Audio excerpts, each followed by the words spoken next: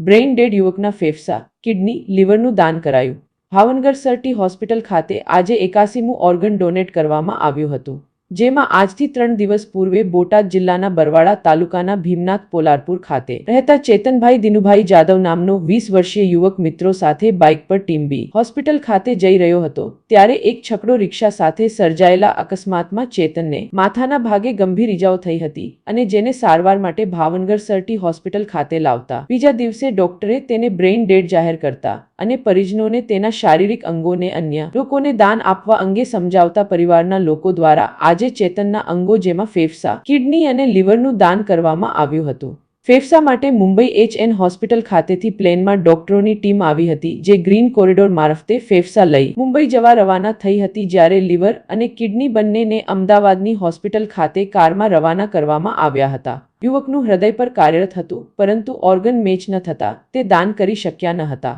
આમ 5 લોકોને આજે ચેતનના અંગો દ્વારા નવજીવન મળશે.